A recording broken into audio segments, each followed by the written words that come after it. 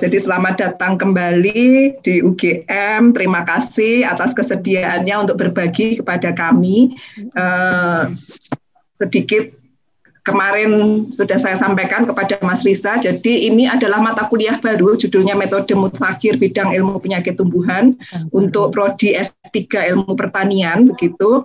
Karena bidang ilmu penyakit tumbuhan itu yang mengambil saat ini ada 2 orang. Itu yang namanya di sini ada Mas Argawi Kandito dan Mbak Ivayani. Jadi bersyukur juga semua S3 nampaknya sekarang juga ini ya fresh look semua begitu ya. Tapi juga ada yang lain sepertinya tadi Mas Eko itu juga S3 ya. Jadi banyak sekarang yang S3 itu sekarang sudah fresh look semua, termasuk Mas Habib juga yang sekarang juga lanjut S3 kan ya Mas Habib ya. Yang proses mencari. Oh begitu. Baik ya, terima kasih juga buat teman-teman yang hadir karena saya berpikir ini adalah sesuatu kita juga perlu sharing antar peneliti begitu ya. Jadi kita juga perlu mengupdate dan kebetulan juga saya pertama kali bertemu dengan Mas Risa itu ketika menjadi muridnya Mas Risa ikut genome editing training gitu ya, short training 2 hari waktu itu di Bogor gitu. Nah, ketemu dengan Mas Risa, terus menjadi followernya begitu dan maksudnya follower di dunia maya di IG gitu karena Mas Risa itu dia benar-benar kalau menurut saya itu internalize banget sebagai seorang peneliti begitu. Jadi setiap postingnya itu semuanya adalah hasil penelitian begitu. Jadi saya bersyukur sekali bisa kenal dengan Mas Risa, bisa bertemu dengan Mas Risa dan juga pada kesempatan ini bisa meminta Mas Risa berkenan sharing untuk apa yang sudah diteliti begitu, terutama tadi Cas9 ini karena bagaimanapun teman-teman yang pernah melakukan penelitian itu di luar itu pasti setidaknya dibandingkan dengan kita itu sudah pernah ngadepi sendiri begitu ya. Nah itu jadi mudah-mudahan ini juga dengan cara seperti ini kita juga bisa update dari teman-teman yang kuliah meskipun misalnya kuliah di Indonesia, jadi tidak terlalu jauh gapnya dan juga kita bisa dengan begini teman-teman yang sekolah di Indonesia pun S2, S3 pun bisa tetap menjalin kolaborasi dengan peneliti-peneliti yang alumni dari luar negeri begitu Mas Risa. Terus dan terima kasih juga oleh kepada Fakultas Pertanian yang sudah memfasilitasi kita untuk pertemuan ini sehingga kelas ini boleh dibuka untuk teman-teman di semua mahasiswa, dosen-dosen yang tertarik. Sepertinya saya merasakan nanti dalam perjalanannya pasti banyak yang gabung gitu. Nah sebelum saya teruskan kepada Mas Risa, jadi waktunya sebenarnya sih kita tidak ada batasan waktu ya, tapi mungkin karena misalnya yang disampaikan itu akan mestinya banyak sekali hal penting. Nah, mungkin diskusi di sini mungkin belum dirasa cukup oleh teman-teman yang hadir di sini juga oleh kita semua. Jadi nanti boleh ya Mas Risa kalau seandainya diskusinya berlanjut di luar kelas ini begitu ya Mas Risa ya. Kalau seandainya masih ada pertanyaan. Jadi ini CV singkat dari Mas Risa yang saya ambil dari PowerPoint-nya, dari file presentasinya Mas Risa, Dr. Risa Arif Putranto DEA, gitu, alumni dari Fakultas Biologi UGM, kemudian S2 dan S3 itu melanjutkan di, saya nggak bisa, Montpellier University. Montpellier ya, Montpellier University. Kita punya kerjasama loh, punya dual degree. Ya, wah, ternyata ada dual degree dengan Montpellier, Mas Risa, gitu. Ya, Pak Junaidi kan. Biologi loh, Fakultas Biologi. Nah, gitu. Ya. Dan Mas Risa ini ternyata saya juga baru tahu dari ini ya, dari CV-nya masuk angkatan 2000 berarti ya Mas Risa ya, di biologi ya. Ya, betul Bu. Nah, berarti masih sangat muda begitu, benar-benar peneliti yang sangat muda. Namun melihat dari sejarah karyanya juga posisinya saat ini beliau sebagai Head of Research Division, Senior Scientist, itu di beberapa tempat juga sebagai lecturer di Esa Unggul University, juga ini founder Aligning Bioinformatics for Estate Crops sejak tahun 2020. Itu publikasinya mungkin teman-teman nanti bisa sambil cek di sini, dari nama beliau pasti langsung ke track lah ya gitu. Terus awards yang dari sejak mahasiswa itu ternyata sudah nampak memang sangat-sangat berprestasi. Jadi terima kasih telah menjadi peneliti muda Indonesia yang sangat berprestasi, Mas Riza. Dan Juli 2020 kemarin ini juga saya tahu dari Instagramnya Mas Riza itu menjadi finaling finalist Falling Walls Remote 2020 Scientific Breakthrough for Life Science. Kayaknya topiknya juga tentang CRISPR gitu ya. Jadi oleh karena ini gayut banget, relate banget dengan perkembangan saat ini, dengan juga kebutuhan untuk bagaimana kita bisa merakit tanaman sehat yang tahan terhadap patogen atau toleran terhadap patogen. Itu sangat penting, sehingga terima kasih sekali lagi atas kehadiran Mas Riza di sini. Begitu. Nah, ini sudah banyak, sudah 31 pesertanya. Ini hanya untuk mahasiswa dan dosen UGM. Yang alumni nggak bisa? Ada Bu, alumni. Ya, beberapa alumni bisa Ini ada alumni yang mau masuk juga. Belum bisa masuk. Bu, itu tolong diminta untuk cek di email. Kadang-kadang ini tadi setelah register, kemudian ada yang masuknya lewat passcode, itu minta tolong untuk dicek di emailnya yang dipakai untuk registrasi. Itu. Oke. Tapi beberapa ini sudah masuk kok. Ya. Begitu. Dan ini karena Pak Wadek atau Pak Kaprodi juga mungkin belum hadir gitu, tapi tadi sudah menyatakan akan hadir begitu. Bu Dia, ada yang mau disampaikan dulu? Boleh sedikit. Oh ya, silakan Bu Dia. Iya. Ini tadi Bu Ani bilang ini mata kuliah baru, bukan. Dulu namanya saja yang diganti. Dulu namanya biologi molekuler untuk mata kuliah S3. Ani ini dosen baru. Dulu itu lalu nggak tahu deh, pokoknya terus ini jadi diganti namanya jadi metode mutakhir begitu. Ikut sajalah wong sini yang jadi dosennya gitu bersama Bu Ani, sekarang ikut sama Pak Setio. Ya, terima kasih sekali untuk bisa sharing dengan kami semua. Dengan melihat ini CV-nya, kita itu sedang punya kerjasama dengan Sirat juga. Itu untuk karet, ya, dengan Palembang.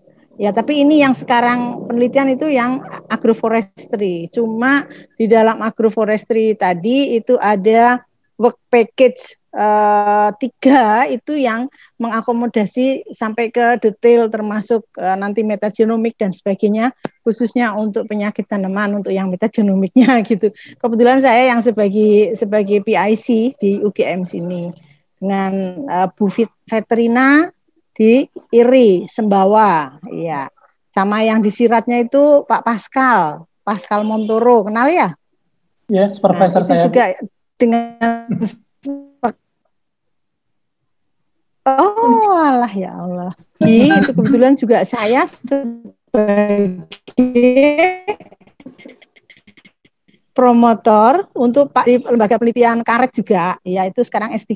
Ya. Tadinya mau masuk ke biotek, tapi ada kekurangan sehingga ditransfer ke biologi dan sekaligus malah kita membuat dual degree. Jadi Pak Dekan Biologi Pak Budi senang banget itu sekarang dual degree dengan Montpellier University yang sub agro. Iya, itu ayo kalau ini bisa kita gandengan Pak. Teruskan kita juga mudah-mudahan nanti Pascal ada tempat di sini deh gitu, gimana sebagai visiting professor begitu, gimana, jadi supaya kerjasama ini juga terus terus berlanjut. Jadi paling tidak sudah ada 2 judul, itu yang TPD untuk Pak Junaidi, terus agroforestry itu yang dapat dari Agropolis. Nah, makanya kalau ini dengan Mas Reza juga ada kerjasama ke depan, itu akan lebih banyak manfaat untuk generasi-generasi penerus kita, memanfaatkannya sebagai tesis, disertasi, dan sebagainya. Itu ya Mas Reza ya. Terima kasih sekali. Yuk Mbak Ani, monggo masih matur nuwun Bu Dia. Baik, biar waktunya juga tidak terlalu lama, saya serahkan ke Mas Riza. Kita ngalir aja ya. Jadi sebenarnya waktunya juga sebenarnya tidak ada batas sih. Kalau mau nanti sholat maghrib mau dilanjutkan lagi juga, kalau saya monggo gitu. Nah nanti silakan mengalir saja begitu. Nanti kalau ada teman-teman yang ingin bertanya juga silakan nanti bisa ditulis dulu di chat biar tidak lupa gitu. Nanti supaya bisa kita diskusikan. Oke, selamat menikmati kuliahnya Mas Riza. Monggo Mas Riza. Ya, baik. Terima kasih, Bu. Assalamualaikum warahmatullahi wabarakatuh. Selamat sore, salam sejahtera untuk kita semua. Alhamdulillah pada sore hari ini kita masih diberi kesehatan dan kesempatan untuk bertemu. Dan terutama saya ini terima kasih, ini Bu Profesor Siti Subandria, kemudian Bu Ani, dan juga segenap sivitas akademika dari Fakultas Pertanian UGM, dan juga Universitas Gadjah Madanya sendiri, yang telah memberikan kesempatan kepada saya untuk kembali hadir begitu. Berceritalah Bu ya, nanti lebih tepatnya bercerita tentang pengalaman kami mengangkat sebuah riset yang sebetulnya kita ini mengalami kesulitan lah dalam tanda kutip dalam melaksanakan penelitiannya di Indonesia, terutama berkaitan dengan pendanaan riset dan juga dengan infrastruktur laboratorium. Jadi mohon izin saya share screen. Jadi pada kesempatan ini slide saya tidak banyak, hanya ada 24. Tapi biasanya saya satu slide saja bisa panjang sekali ini Bu. Jadi nanti saya coba untuk memberikan esensi dari penelitiannya. Manakala nanti di antara Bapak Ibu, rekan-rekan semua menginginkan diskusi yang detail atau teknis sekali, karena ini kan prodinya kan S3 ya. S3 mangga nanti silakan diskusi-diskusi yang terkait dengan teknis, saya sangat terbuka. Judul mengenai CRISPR ini sudah saya presentasikan karena saya biasa menghitung sudah sekitar 75 kali dipresentasikan dengan cara-cara yang berbeda-beda. Dan pada kali ini saya berharap untuk bisa menyampaikan presentasinya dalam cara yang berbeda. Oke, jadi judul yang saya usung pada sore hari ini adalah The Breaking Walls of Panoderma, ya, tentang cerita tentang CRISPR-Cas9. Saya sendiri tadi sudah diperkenalkan oleh Bu Ani sebagai peneliti dari IRIP dan juga dari Riset Perkebunan Nusantara. Sebenarnya tadi saya melihat juga di Zoom, saya menyapa rekan-rekan satu perusahaan nih, satu kantor nih. Ada Mas Maruto Aji, ada Mas Agus Eko Prasetyo di PPKS, kemudian ada Bu Agustin, ada Mas Sigit juga. Dulu Mas Sigit satu kampus di Biologi UGM dengan saya. Kami sekarang bekerja di bawah satu payung yang sama gitu. Senang sekali bisa melihat dan bertemu dengan rekan-rekan semua meskipun dari jarak jauh ya. Jadi mudah-mudahan nanti mangga jika saya salah ucap nanti dalam penelitian atau di dalam hal-hal yang terkait dengan ini, kalau ada masukan-masukan silahkan. Oke ya, saya mulai. Untuk CV mungkin saya skip saja. Jadi saya ingin memulai dengan kata ini ya, namanya adalah CRISPR. Jadi kalau Bapak Ibu, rekan-rekan semua melakukan searching dari kata ini, CRISPR, CRISPR, di dalam Google Scholar, ini kemarin ya, saya lakukan kemarin. Jadi hari ini mungkin sudah bertambah. Di Google Scholar sendiri ada sekitar 415.000 result ya, dari scientific publication, mulai dari 2016 hingga 2020, dan itu cukup banyak sekali. Mungkin satu-satunya riset yang saat ini bisa menandingi derasnya arus publikasi terkait CRISPR adalah SARS-CoV-2, atau selama pandemi ini semua publikasi dibuka sangat cepat. Setiap orang bisa melakukan publikasi dengan cepat juga, sehingga sekarang jumlahnya mungkin lebih dari 1 jutaan terkait scientific publication. Sementara kalau kita mencari CRISPR di Google Search, itu ada sekitar 17 juta result. Anything with CRISPR. Mau itu blog, mau itu tulisan ringan di sebuah laman Twitter atau di Instagram, atau peneliti-peneliti yang meletakkan kata CRISPR di dalam CV-nya, itu ada semua di Google Search, juga publikasi ilmiah. Kalau kita lakukan searching di pubmed.gov, di situs dari PubMed di NCBI, kita akan menemukan sekitar 21.462 result dari scientific publication yang bukan disubmit ya, yang tertampang di PubMed dari tahun 2001 hingga 2020. Nah, jadi slide ini hanya ingin menunjukkan kepada Bapak Ibu rekan-rekan semua bahwasannya CRISPR ini on the mode ya, risetnya sedang naik daun, dan hampir semua orang excited dengan riset ini dan berusaha untuk melakukannya. Nah, kemudian sebetulnya mungkin di antara kita ada yang belum terlalu memahami apa itu sebetulnya CRISPR-Cas ya. Jadi CRISPR itu sendiri adalah kependekan dari Clustered Regularly Interspace Short Palindromic Repeats, atau disingkat CRISPR. Jadi cluster regularly interspace short palindromic repeats. Karena ada protein yang berkaitan dengan sistem ini namanya caspase, makanya disingkatlah menjadi CRISPR-Cas. Sebetulnya CRISPR-Cas atau sistem ini adalah sistem imun natural dari bakteri, ditemukan di Streptococcus, ya, ditemukan di Streptococcus, dan ini adalah sistem imun natural dari bakteri terhadap serangan virus. Bisa terlihat di dalam gambar bahwasannya kita memiliki virus ya sedang menyerang bakteri, begitu dia akan melepaskan viral DNA. Viral DNA dilepaskan, kemudian viral DNA tersebut akan disimpan oleh si bakteri dalam bentuk cluster regularly interspace, jadi dalam bentuk sekuen yang berulang-ulang. Interspace dipisahkan oleh spacer ya, sekuen yang tidak memiliki pengkodean sebagai pagar begitu, sebagai border. Palindromik, sekuennya bolak-balik, bisa dibaca dari kanan ke kiri maupun dari kiri ke kanan. Repeats yang terjadi selama berulang-ulang. Kenapa bakteri melakukan itu? Bakteri melakukan itu karena dia ingin mengamankan dirinya sendiri dari serangan virus. Ya. Virus itu kalau sudah menyerang, dia akan melakukan replikasi, dan replikasi itu akan merusak sel dari si bakteri dan bakterinya akan mati. Dan salah satu bentuk pertahanannya seperti ini, dengan menyimpan CRISPR ini di dalam sekuennya, seperti di sini ya, itu nanti ketika ada serangan kembali, ini contohnya ini adalah serangan pertama, kemudian bakterinya mati, tapi ada sebagian bakteri yang survive, menyimpan viral DNA, kemudian diturunkan kepada keturunannya, kan membelah diri ya mereka, dan memperbanyak diri begitu, kemudian terjadi serangan berikutnya seperti virus yang dibawa, virus DNA-nya dilepaskan ke dalam sel bakteri, kemudian di dalam sel bakteri akan dikenali karena dia sudah memiliki CRISPR DNA yang dari serangan virus sebelumnya. Jadi sekuen itu dikenali, kemudian akan dipotong oleh sistem yang namanya CRISPR-Cas dari bakteri. Sistemnya seperti apa? Sistemnya terlihat seperti ini ya. Nah, sistemnya terlihat seperti ini, yang berwarna putih itu adalah protein Cas. Kemudian yang berwarna merah itu garis ini adalah guide RNA dari tracer RNA yang akan menuju kepada target DNA, di mana nanti si sistem CRISPR-Cas yang berfungsi seperti gunting itu akan memotong.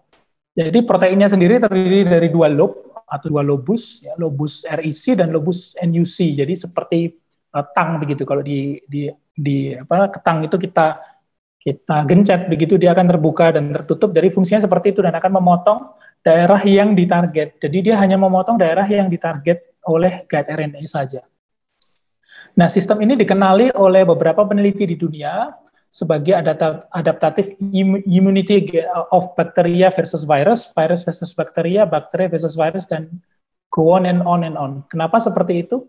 Karena yang kita tahu, ini kan pengetahuan yang secara teoretikal dibuat dalam bentuk grafik yang lebih mudah dipahami.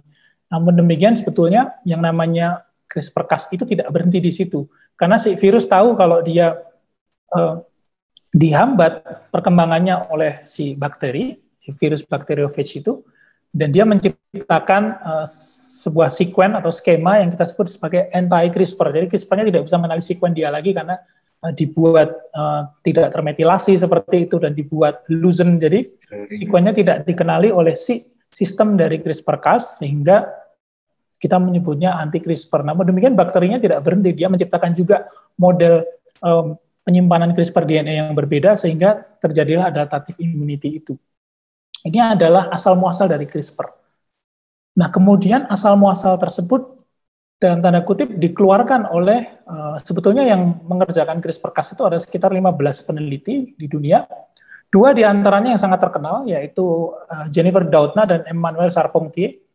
Jennifer Doudna kalau tidak salah berasal dari UC Berkeley, kalau Emmanuel Charpentier itu dari Max Planck Institute di Jerman. Walaupun sebetulnya beliau kelahiran Prancis, terlihat dari namanya. Dan mungkin Bapak Ibu dan rekan-rekan semua sudah sangat familiar, kedua wanita ini adalah penerima Nobel Prize bidang kimia untuk gunting genetik ini pada tahun 2020 ya. Sebetulnya kalau kita melihat apa yang mereka lakukan, mereka itu sebetulnya memberikan makna terhadap hasil riset yang sudah ditemukan sebelumnya. Kenapa? Karena sebetulnya yang menemukan CRISPR itu bukan mereka berdua, namun demikian seorang peneliti dari Jepang pada tahun 987 ya, di atas mudah-mudahan terlihat nih tulisannya agak kecil, dia menemukan sekuen CRISPR itu tadi di dalam Streptococcus. Namun demikian tim riset ini yang berasal dari Jepang ini tidak memahami sebetulnya fungsinya apa, kok ada sekuen itu berulang-ulang di tubuh bakteri, dan kita tidak tahu kenapa seperti itu. Pada tahun 2005 diketahui juga dari beberapa rekan-rekan tim di UK dan juga dari Jepang bahwasanya ternyata sistem CRISPR itu yang ditemukan tahun 1987 berikatan dengan sebuah protein. Waktu itu proteinnya dinamakan sebagai Cas, karena itu adalah nukleus, ya, dia memotong DNA.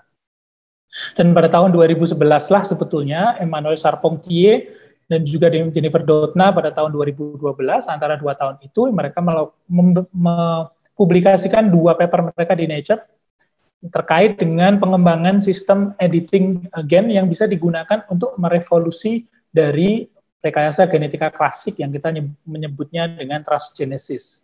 Nah, akhirnya 8 tahun kemudian penelitian tersebut mendapatkan Nobel Prize.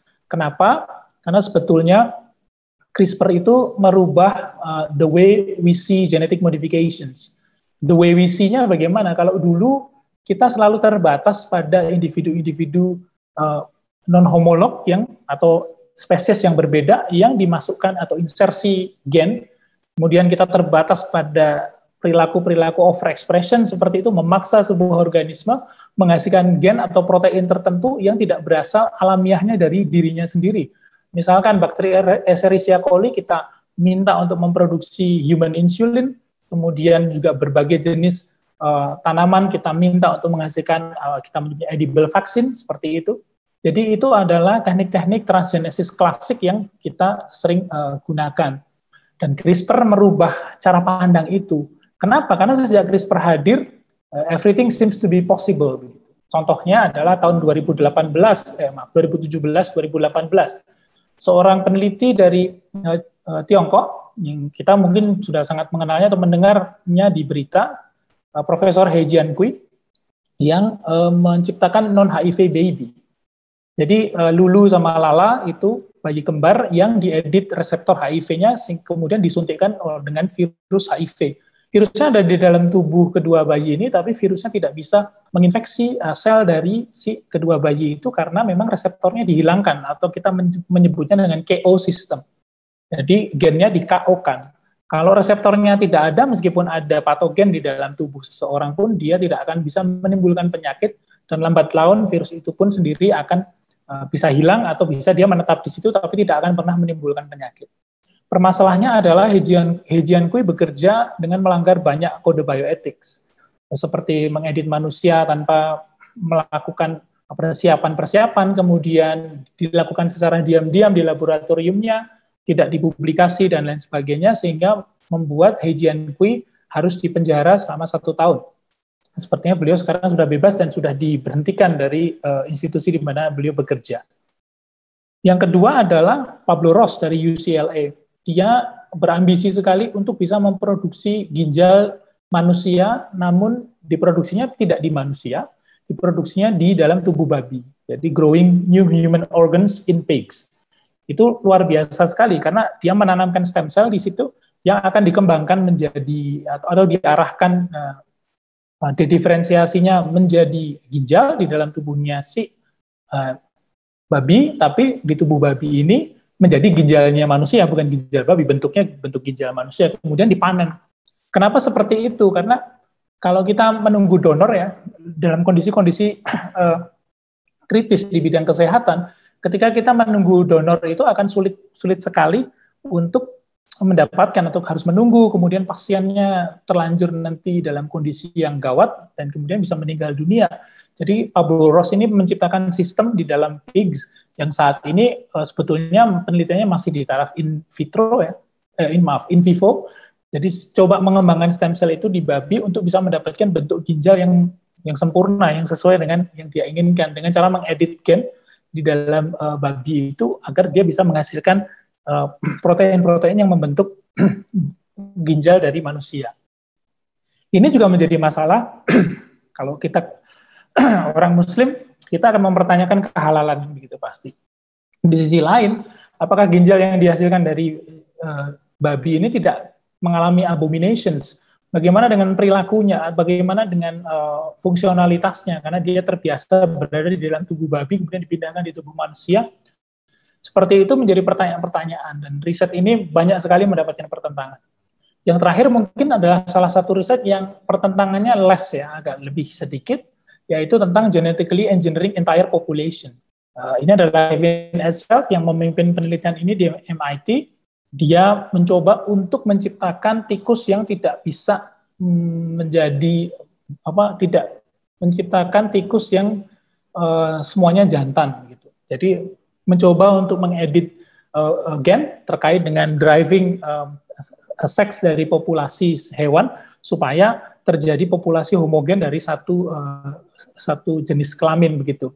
Kenapa penelitian ini penting? Karena penelitian ini sekarang ini digunakan banyak untuk mencoba melakukan eradikasi malaria. Jadi malaria ini kan obatnya berganti-ganti ya. Dulu pakai kina, sekarang menggunakan yang lainnya, dan penyakitnya juga termodifikasi karena secara natural seperti itu, plasmodiumnya beradaptasi dengan si nyamuknya juga demikian. Jadi salah satu cara untuk menghilangkan malaria adalah dengan menghilangkan reseptornya, menghilangkan vektornya. Jadi vektor yang membawa plasmodium adalah nyamuk betina. Jadi gene drive entire population berusaha untuk menciptakan populasi nyamuk yang membawa plasmodium, tapi dia populasi nyamuk yang hanya jantan. Jadi si jantan itu tidak membawa plasmodium sehingga penyebaran malarianya bisa sangat ditekan sekali. Dan penelitian ini masih berjalan baik di Oxford maupun di College London dan juga di Afrika. Saat ini sedang diuji coba di lapang juga apakah gene drive ini memiliki efek samping di lingkungan atau tidak. Jadi itu CRISPR yang merubah cara kita memandang genetic modification.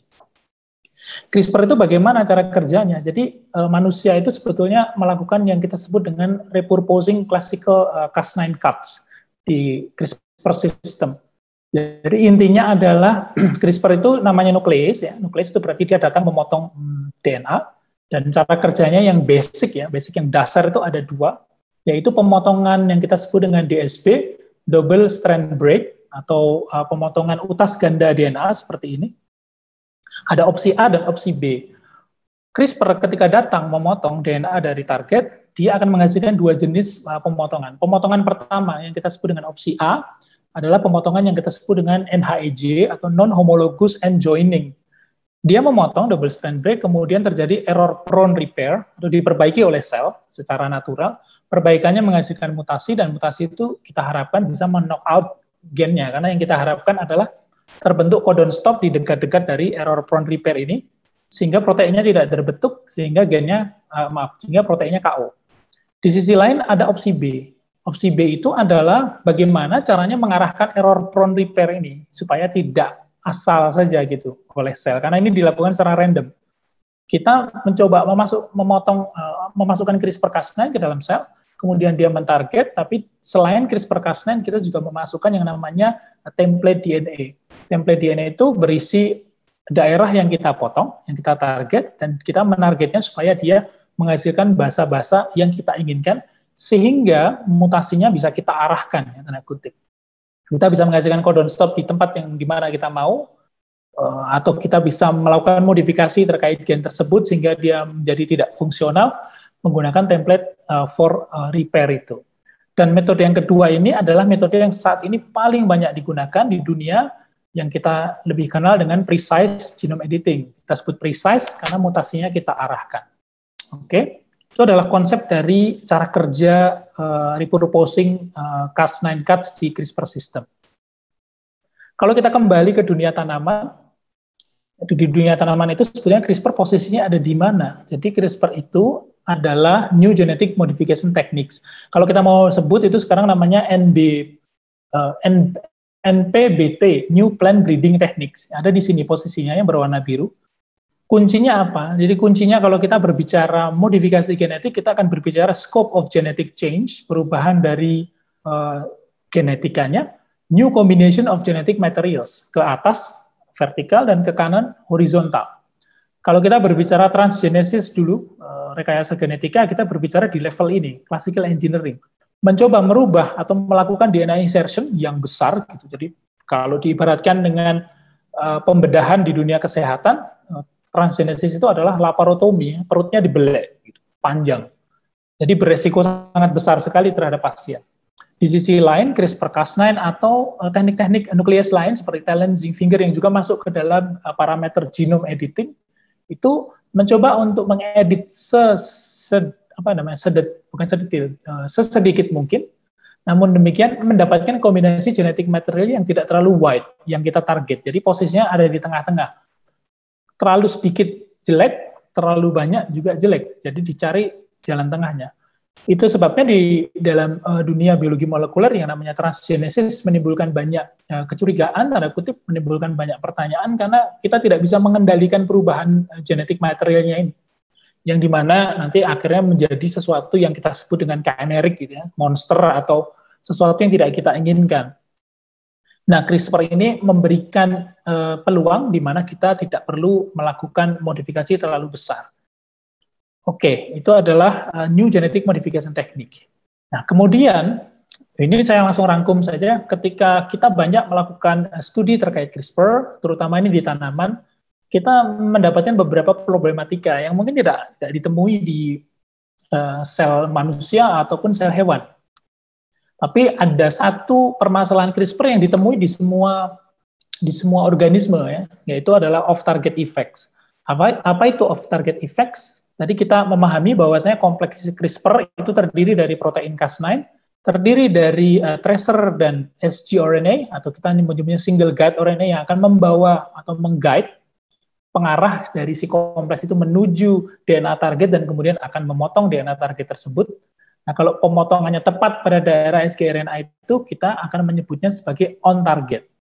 Namun demikian, karena kita bekerja pada level yang sangat kecil, ya, molekul kecil, mikron begitu, kita kemungkinan akan menemui problematika yang kita sebut dengan off target, di mana si kompleks CRISPR dan sgRNA akan menempel pada daerah-daerah yang tidak kita inginkan dan memotongnya.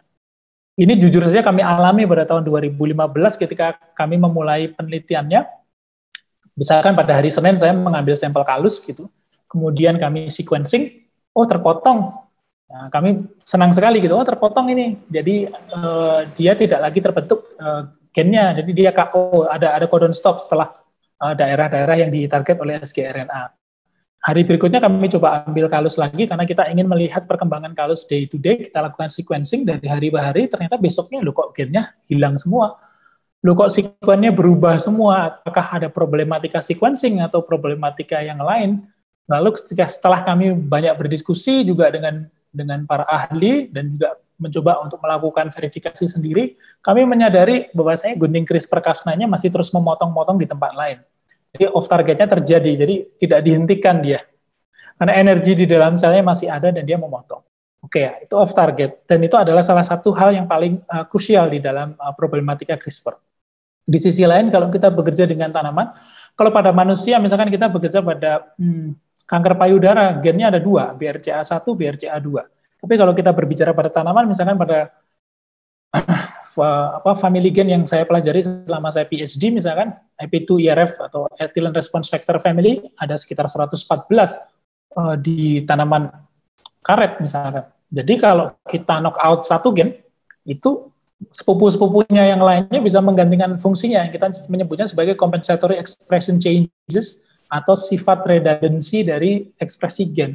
Dan itu sangat sulit sekali di tanaman untuk diasi, karena CRISPR itu pada konsep awal-awalnya hanya bisa melakukan editing satu gen saja. Meskipun sekarang kita punya multiplex hingga 25 gen, 10 hingga 25 gen, tapi tetap saja akan kesulitan sekali untuk mengontrol yang namanya redundancy function dari gene family. Karena yang ditarget di dalam CRISPR itu harusnya adalah monogenik, bukan plurigenik. Dan bagi mereka yang bekerja di tanaman, kita semua pasti sangat memahami juga bahwasanya sifat-sifat dari tanaman itu tidak dikendalikan oleh satu gen. Itu yang menjadi salah satu problematika dari CRISPR. Kita harus bisa meyakinkan yang kita target itu adalah gen yang benar dan dia ada di upstream dari regulasi yang luar biasa kompleks. Di sisi lain, tanaman seperti kelapa sawit kita punya abnormalitas karena dia punya interaksi antara genom dengan environment. Genom dengan environment, gennya teredit, tapi dia tidak terlihat. Seperti contoh di dalam gambar ini saya ambil. Ada dua tanaman, yang di sebelah kiri itu adalah wild type, yang di sebelah kanan adalah yang diedit dengan CRISPR. Itu tidak terlalu terlihat, paling cuma tinggi sama rendahnya, dan itu sangat variabel sekali kan kalau di dalam tabung reaksi. Tapi sebetulnya yang di sebelah kanan itu adalah gen yang tidak bisa menghasilkan, tanaman yang tidak bisa menghasilkan pati. Yang di sebelah kiri bisa, karena diedit yang di sebelah kanan. Yang di sebelah kiri tidak diedit. Tapi karena faktor produksi pati itu terkait dengan nutrisi, nutrien di dalam media, dan lain sebagainya, makanya tidak bisa terlihat. Di fenotipnya tidak terlihat. Itu sebabnya problematika CRISPR yang nomor 3 ini juga menjadi salah satu kendala yang luar biasa. Di sisi lain, yang keempat mungkin adalah kendala terberat selama seorang peneliti atau tim peneliti melakukan penelitian terkait CRISPR pada tanaman, yaitu bagaimana harus mengirimkan atau delivery to transfect cell. Jadi melakukan transformasi dari si plasmid CRISPR-Cas ini ke dalam sel atau jaringan yang ditarget. Selama ini di sel manusia kita dengan mudah bisa melakukan ribonukleoprotein delivery. Jadi CRISPR-Cas9-nya diselubungi oleh selaput lipid, kemudian disuntikkan ke dalam sel stem cell misalnya. Tapi pada tanaman akan sulit sekali kan, kita bekerja pada ranah yang kompleks, misalkan pada kalus begitu, atau pada jaringan daun atau jaringan akar yang kita suntikkan, dan itu akan sangat sulit sekali menggunakan ribonukleoprotein. Satu-satunya beberapa cara yang bisa kita lakukan ada 2 sebetulnya di tanaman itu, adalah dengan menggunakan protoplas atau dengan menggunakan agrobakterium. Itu akan kita bahas nanti, akan lebih banyak lagi. Dan problematika ini memang luar biasa, menjadi salah satu menjadi kendala-kendala di mana kita melakukan riset CRISPR. Jadi tidak semudah itu sebetulnya, tanda kutipnya. Nah, kemudian izinkan saya untuk bercerita dan memfokuskan kuliah ini lebih ke apa yang kami lakukan. Dan saya ingin membukanya dengan gambar ini. Sebetulnya saya ingin menyebutnya dubitatif patogen. Jadi dubitatif patogen ini yang dimaksud adalah di satu sisi kita punya jamur yang namanya Ganoderma. Ini adalah jamur yang sudah banyak sekali dipelajari oleh banyak ahli di dunia, terutama mereka yang dari Tiongkok, karena mereka percaya dari 20 medicinal mushroom atau jamur atau fungi yang terkait dengan kesehatan, ada salah satu yang menjadi perhatian yang kita sebut dengan Ganoderma lucidum atau jamur Lingzhi. Jamur Lingzhi ini kan banyak fungsinya kan. Katanya sih bisa, kalau dimakan bisa memperpanjang usia dan lain sebagainya. Dan yang dimakan itu adalah bagian fruiting body yang di sini. Ini yang bentuknya sangat bagus sekali. Jadi fruiting body. Beberapa 20 tahun terakhir sudah lebih dari 1000-an studies ya yang dilakukan, menginformasikan ke kita bahwasanya jamur Lingzhi ini di bagian fruiting body-nya itu mengandung ada anti-inflamatori, imunomodulatori, anti-tumor, pokoknya segala sesuatu yang terkait dengan kesehatan kita lah. Merendahkan kolesterol dan lain sebagainya. Ini terkait jamur Lingzhi, ya, jamur Ganoderma. Di sisi lain, kalau kita berbicara pada aspek lain, kita sekarang menuju pada perkebunan kelapa sawit, kita mengenal Ganoderma, terutama spesies, terutama strain Ganoderma boninens itu adalah kita mengenalnya mungkin Ganoderma the Destroyer ya, karena dia menyerang perkebunan kelapa sawit, kemudian menginfeksi tanaman kelapa sawit, menggerogotinya dari dalam, membuat tanamannya keropos, kemudian tanamannya itu roboh. Seorang ahli dari kantor kami, Dr. Darmono Taniwirno, yang memang seumur hidup beliau bekerja di ranah Ganoderma ini, mengatakan bahwasanya manakala 1% dari lahan kelapa sawit itu terserang Ganoderma, maka dia menyatakan bahwasanya seluruh lahan itu sakit, seperti terlihat di gambar di bawah. Ini tinggal menunggu waktu saja, ini beberapa lahan yang kosong ini yang tidak ada tanaman kelapa sawitnya itu sudah terserang Ganoderma dan tanamannya roboh. Itu tinggal menunggu waktu saja sampai seluruh perkebunan itu terkena oleh penyakit yang kita sebut dengan penyakit basal stem rot atau busuk pangkal batang. Oke, saat ini penyakit ini menjadi musuh utama, salah satu dari musuh utama atau permasalahan besar di kelapa sawit. Berbagai teknik yang dilakukan untuk dalam tanda kutip mengurangi efek dari serangan Ganoderma sudah dilakukan. Namun demikian, memang belum ada satupun tindakan yang sangat efektif ya, dibandingkan yang lainnya. Semuanya masih dalam tahapan mencoba untuk mempertahankan kehidupan dari perkebunan kelapa sawit, tapi belum ada yang kita menemukan sistem kuratif yang menyembuhkan. Permasalahan dari penyakit ini adalah dulu itu late symptom ya, late handling. Jadi dia akan muncul simptomnya begitu penyakitnya sudah parah. Kalau sudah parah kan berarti sudah terlambat, dan itu yang menyebabkan disease manajemennya cukup sulit di situ.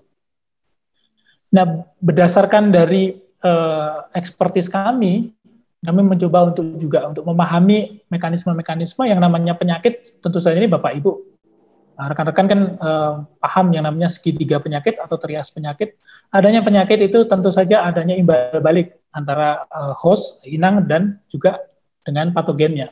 Nah, ini memang menjadi salah satu bagian riset yang saat ini masih sangat scarce atau masih kurang di bidang perkelapa sawitan ini, karena memang belum banyak yang melakukan penelitian, terutama di ranah-ranah biologi molekuler dan protein. Jadi kita ini memiliki mekanisme-mekanisme yang proposition ya, mekanisme yang terkait proposition. Jadi sebetulnya dibuktikannya belum bisa dibuktikan secara real. Terlihat dari grafik ini ya, grafik di sebelah kiri kan semuanya tanda panah yang putus-putus, artinya ini masih proposition. Tapi dari proposition itu ada beberapa tanda panah atau beberapa protein atau gen yang sudah kita ketahui fungsinya. Contohnya adalah beberapa gen yang ada di dalam membran ini yang menjadi respon early stage dan juga necrotic phase dari si serangan Ganoderma. Jadi ini adalah menjadi salah satu insight yang membuat kami berpikir mungkin riset kita harus coba kita arahkan sesuai dengan expertise, yaitu ke arah breeding yang lebih modern dengan menggunakan CRISPR itu tadi. Di sisi lain kita tahu juga bahwasanya interaksi Ganoderma yang ada di dalam tanah kemudian dengan akar dari kelapa sawit juga kompleks sekali, terkait dengan makronutrien, mikronutrien, kondisi pH, negatif positif relationship begitu ya, ada PR protein. Jadi secara molekuler, secara enzimatik, dan secara juga nutrifikasi di dalam tanah itu juga sangat berperan.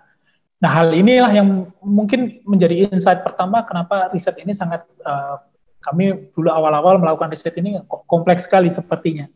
Namun demikian kami berusaha untuk menyederhanakan konsepnya, yaitu dengan menggunakan CRISPR, ya intinya begitu. Kami berusaha untuk menarget gen-gen yang terkait dengan penerimaan antara si kelapa sawit dengan Ganoderma. Kita berusaha untuk memotong atau mematahkan dari hubungan itu, sama seperti konsep Hejian Kui dengan bayi non-HIV baby-nya, juga dengan seperti contoh saat ini kita juga diperlihatkan dalam kehidupan sehari-hari selama pandemi bahwasanya SARS-CoV-2 harus menempel kepada reseptor ACE2 untuk bisa terjadi penyakit, kan begitu. Jadi kalau reseptornya bisa kita hilangkan, dan reseptor yang kita hilangkan itu tidak memberikan imbas yang fatal terhadap kelapa sawitnya, misalkan tidak berimbas fatal terhadap produktivitasnya, buahnya, dan lain sebagainya, mungkin kita bisa lakukan analisis ke arah situ. Dan disitulah insight kami, kenapa kami melakukan the first KO system CRISPR yang digunakan di kelapa sawit. Sebetulnya bukan untuk menjadi yang pertama atau ini, tapi kalau boleh jujur penelitian ini sebenarnya adalah penelitian dasar. penelitian dasar yang kita coba untuk create sistem baru selain rekayasa genetika klasik, di mana kita ingin mendapatkan tanaman kelapa sawit yang tidak bisa terkena Ganoderma atau toleran terhadap Ganoderma. Mau toleransinya parsial pun itu tidak masalah juga. Kita ingin tahu mekanisme yang ada di dalam yang terjadi di dalam kelapa sawit. Apa yang kita lakukan? Yang kita lakukan adalah ada tahapan-tahapan dari penelitian itu. Dan ini adalah tahapan penelitian yang kami presentasikan di di Falling Wall final kemarin tanggal 4 November 2020. Kami coba sampaikan bahwasannya permasalahan Ganoderma ini cukup fatal ya di perkebunan kelapa sawit, dan langkah riset ini sebetulnya adalah membuat breakthrough di mana kita menggunakan teknologi yang kita belum kuasai di awal dulu, dan kita mencoba dalam tahapan waktu berusaha untuk menyempurnakan. Kami membuat semacam workflow ya yang melibatkan kita memerlukan informasi genom, kita memerlukan candidate genes target, kita memerlukan kemampuan bagaimana mendesain sgRNA-nya terkait dengan sel atau tanaman kelapa sawit, bagaimana membuat konstruk CRISPR-Cas, bagaimana mengirimkannya menggunakan teknik apa, protoplas kah, agrobakterium kah, kemudian bagaimana memvalidasi. Intinya ada 5 segmen. Nah, dari situ kami membuat workflow ya, seperti tadi saya sampaikan. Jadi workflow itu pada awal saat kami memulai penelitian, genome information itu tidak available atau sulit sekali kita dapat, meskipun sudah dipublikasi oleh tim dari Malaysia, dari MPUB dan juga dari Orion Genomics, kami kesulitan. Lalu bingung, bagaimana caranya ya kita bisa menentukan gen target kalau genomnya ada, genomnya saja susah diakses gitu. Lalu kami ciptakan sebuah workflow ya di sini nomor 1, yaitu gini aja deh, kita coba untuk mengambil ekspresi gen dari berbagai tanaman, baik tanaman dewasa, tanaman muda, yang diperlakukan Ganoderma maupun tidak, tanaman dewasa yang sudah komersial gitu, yang diklaim sebagai toleran parsial terhadap Ganoderma, dan juga tanaman-tanaman sensitif. Kita kumpulkan menjadi satu begitu, lalu kita berusaha untuk melakukan RNA sequencing. Itu kami lakukan pada tahun 2015. Kemudian 2016 kami lakukan RNA sequencing lagi, 2018 kami lakukan lagi RNA sequencing, dan saat ini kami sudah mendapatkan database yang kita sebut dengan transkriptom karena datang atau berasal dari berbagai jenis material genetik dan berbagai jenis organ atau jaringan. Nah, RNA sequencing ini fungsinya untuk candidate genes. Saat riset ini berjalan, tahun 2017, genomnya menjadi available. Kami di-provide oleh tim yang berasal dari Orion Genomics karena memang genomnya genomnya itu publicly accessible.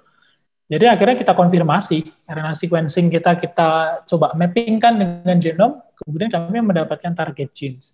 Dari target genes itu kemudian didesain sgRNA-nya, konstruk CRISPR-Cas, bagaimana kita mengirimkannya, dan di tanaman kelapa sawit kita hanya punya satu metodologi, yaitu dengan menggunakan agrobakterium.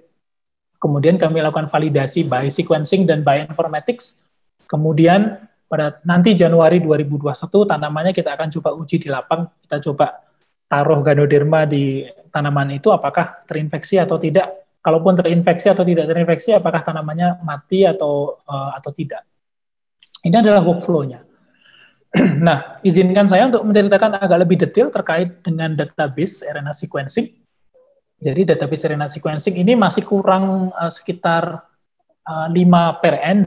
Ini ada 1, 2, 3, 4, 5, 6, 7. Ini semua sudah disubmit di NCBI. Bisa dicek di SRA, di Sequence Rate Archive, itu ada di situ.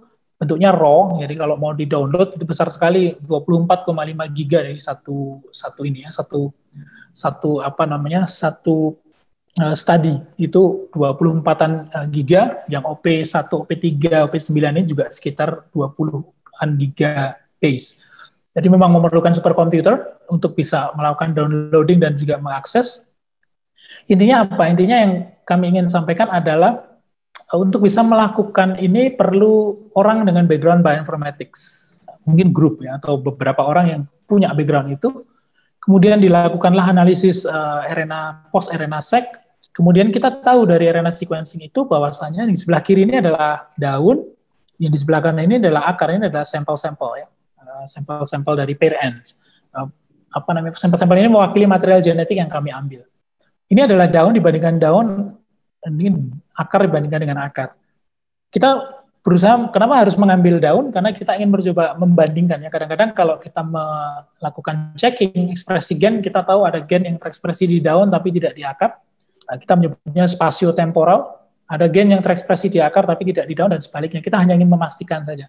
Dari situ kita tahu bahwasanya Ganoderma itu jamurnya menyerang dari akar. Itu sebabnya terlihat sekali di sini ada sekitar 18.000 gen yang terindus saat si Ganoderma itu menyerang akar dari kelapa sawit. Di sisi sebelah kiri ada hanya tanda kutip sekitar 583 gen yang terindus atau terekspresi tinggi saat akarnya terserang Ganoderma dan dia punya hubungan dengan daun. Jadi ekspresinya seperti itu. Nah dari sini yang menjadi permasalahan seperti tadi saya ceritakan, CRISPR hanya bisa ngedit satu gen waktu itu tahun 2015 ya. Hanya bisa mengedit satu gen. Gimana caranya? Jadi kami melakukan studi post RNA sequencing, intinya adalah proyek yang kami sebut dengan finding the needle in haystack. Jadi cari gen satu dari group of genes. Jadi kami coba bermain dengan akar dulu ya, sejumlah 18.323 gen. Kita lakukan calling genes-nya dengan menggunakan Linux, komputer Linux biar lebih mudah dari data raw yang jumlahnya besar banget itu. Kemudian data calling ini kita ekstrak, kemudian kami membuatkan limitasi di dalamnya, misalkan adalah nilai yang ekspresinya di atas 50 fpkm. Jadi nilai ekspresi dari RNA sequencing itu ditunjukkan dalam bentuk FPKM atau fragment per reach per million bases. Jadi bagaimana dia memperlihatkan dari covering range dari si sequencing itu jumlah yang sangat tinggi atau coverage yang sangat tebal itu menunjukkan adanya ekspresi gen. Memang PCR kan juga sistemnya seperti itu, tapi ini dilakukan di RNA sequencing. Dari situ kita membuat threshold ya, limit, kita kemudian ekstrak datanya, keluarkan dalam bentuk Excel, panjangnya adalah 18.323 sheet. Ini yang saya perlihatkan hanya 43 sheet dari 18.323. Kami lakukan shortage, begitu intinya, kita ambil yang paling besar, 100 yang terbesar gitu ekspresinya, kemudian diganti dengan warna. Ini teman-teman yang ada di laboratorium pandai melakukan ini. Diganti dengan warna, lalu kita di situ bisa melihat, kita ingin melihat gen yang keluarnya warnanya biru, artinya dia terekspresi tinggi di tanaman yang sensitif. Jadi kita mencoba mencari negatif regulatornya. Negatif regulator yang menyebabkan penyakit, tanda kutip dugaan ya, itu kita coba knock out. Dari sini keluar 3, nomor 23, 20, 34, dan juga 38, yang warnanya biru, dan biru. Yang nomor 43 kita belum ambil, tapi dalam kesempatan kedua di tahun 2019 kita ambil juga dan kita lakukan editing. Nah pada fase awal penelitiannya kita ambil 3, tapi dari situ salah 3-nya itu kita coba analisis dengan menggunakan yang kita sebut dengan string 10, ini bioinformatics. Kenapa harus dilakukan lagi verifikasi? Itu karena kita perlu yakin apakah si ketiga gen ini menjadi upstream regulator dari banyak gen yang lainnya. Nah dari sini kami membuktikan yang nomor 38 itu maybe not ya, ada di sini dia single fighter. Yang nomor 34 itu ada di sini. Ya, yang nomor 23 itu adalah yang di tengah, gen yang kita sebut dengan TN1. Itu reseptor dari membran ya. Mungkin dia terkait dengan respon terhadap penerimaan Ganoderma dengan si kelapa sawit. Jadi kita mencoba awalnya pada 2 gen ini ya. Yang ini kita ketahui kemudian nama gennya adalah IgIMLP, yang ini adalah TN1. Jadi kita memvalidasi dari fungsi gen itu di dalam bioinformatics. Bahkan kita coba iseng-iseng antara kutip dibuat protein modelingnya untuk melihat bentuknya seperti apa dan interaksinya bagaimana dengan protein yang lainnya. Oke, dan ini adalah bioinformatics yang full bioinformatics untuk melakukan itu, untuk hanya sekedar validasi. Di sisi lain, gen-gen ini sebetulnya saya tidak tampilkan di sini karena slide-nya besar sekali ya. Itu kita lakukan juga validasi dengan menggunakan real-time qPCR. Jadi kita lakukan ekspresi, kita desain primer dari sekuen yang dari gen-gen ini. Kemudian kita cek apakah betul dia terekspresi tinggi di tanaman yang sensitif. Karena kalau RNA sequencing itu kan ada beberapa kelemahannya. Kelemahan terkait dari over transcription gitu, jadi dia reach-nya terlalu banyak berulang-ulang karena NGS itu ada pemotongan-pemotongan targeted reach begitu. Nah, kita coba validasi dengan PCR dan itu memang dari validasi itu membuktikan bahwasanya ketiga gen ini memang betul dia terekspresi tinggi di tanaman yang sensitif. Nah, dari situ setelah diketahui, kita coba desain yang namanya sgRNA atau single guide RNA. Toolsnya ada banyak banget, sebetulnya ada CRISPR-Scan ya di sini, ada Wongscore, Duange, ini adalah algoritma yang digunakan dari berbagai jenis software untuk desain single guide RNA. Kemudian ada Duange, ada Deep CRISPR, kemudian Deep SP-Cas atau Deep Cas9. Nah, Deep Cas9 itu bagusnya adalah dia mencoba mencari potensi dari genom di mana ada titik-titik di dalam genom, bukan titik ya, posisi-posisi di dalam genom tersebut yang kemungkinan bisa mengalami insertion deletion. Karena fungsi dari sistem CRISPR harus diingat lagi basicnya tadi, bahwasanya dia melakukan double strand break, kemudian ada insersi dan delesi. Ada delesi dan kemudian ada insersi, dan insersinya menimbulkan mutasi. Jadi intinya adalah Deep Cas9 ini menggunakan deep learning dari seluruh genomnya, misalkan kita masukkan genom kelapa sawit, kita target gen tertentu di daerah tertentu, akan dicarikan posisi di dalam si gen tersebut yang match dengan genomnya, tempat-tempat di mana dia punya potensi untuk mengalami indel. Dan itu dibuat dalam bentuk kita menyebutnya Deep SP-Cas9 score di sini ya. Mudah-mudahan terlihat ini angka 76% sampai 66%, artinya potensinya tinggi sekali. Semakin tinggi angkanya mendekati 100, potensi insertion deletion-nya semakin tinggi. Ada location di dalam genomnya seperti ini ya. Ini adalah basa ke-391 dari gen target hingga 420. Ini adalah input sequence-nya 20, ada 30 pasangan basa terkait sgRNA-nya. Yang berwarna merah itu adalah proto-adjacent motif. Jadi proto-spacer adjacent motif adalah marka penanda dari si tracer RNA yang ada di gen target, di mana mereka akan match itu nanti. Jadi butuh pump, proto-spacer adjacent motif, untuk menempelkan kompleks CRISPR-Cas, kemudian dari situ kompleks CRISPR-Cas-nya, single guide RNA-nya akan mengenali daerah di depannya, kemudian akan dipotong di situ. Jadi ini adalah salah satu metodologi yang kami lakukan, dan kami sebetulnya jujur saja berganti-ganti software dan berganti-ganti pendekatan ketika kita menciptakan sgRNA.